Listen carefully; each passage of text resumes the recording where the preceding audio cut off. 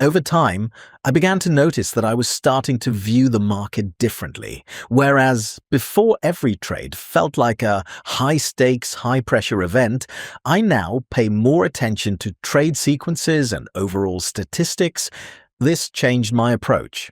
I stopped chasing the perfect entry and focused on consistency. One of the turning points was realizing that losses are an integral part of trading. Before, every losing trade felt painful, like a personal failure. Now I view them as part of the process. If a strategy has a positive expected value, then individual losses are simply part of the bigger picture. I also began to delve deeper into analyzing my own behavior. Sometimes the problem wasn't the market, but me. Premature exits from profitable trades, attempts to recoup after a loss, ignoring the system's signals. Realizing this helped me build stricter discipline. Gradually, I came to the conclusion that the best solution is simplification.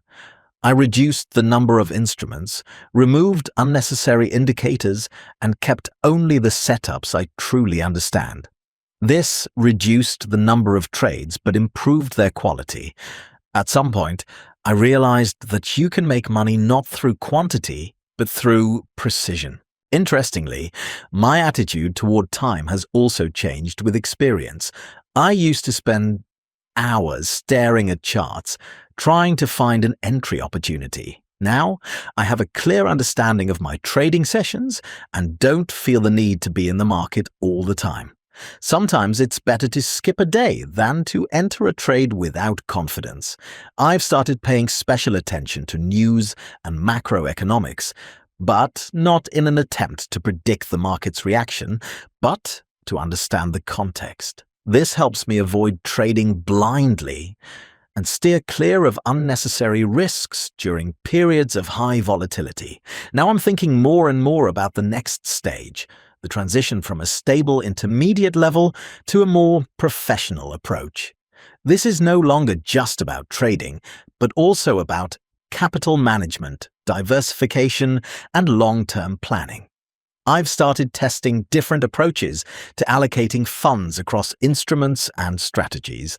I've also considered partial automation, not a complete replacement of myself with algorithms, but rather as a tool to help eliminate the emotional component in certain types of trades. This is a new and exciting phase that requires careful study and implementation. Despite my accumulated experience, I realize that the market will always be stronger than any individual trader. This forces me to remain mindful of the risks and not overestimate my capabilities. Confidence is important, but control is even more so. Looking back, I see how much my approach has changed. From chaotic actions and attempts to make a quick buck, I've moved toward a systematic approach where every decision is well-founded, and perhaps the most valuable thing isn't the profit, but the understanding of the processes and the confidence that I'm moving in the right direction. This story isn't over yet. The market will change, and I'll have to change with it. But now I have what matters most.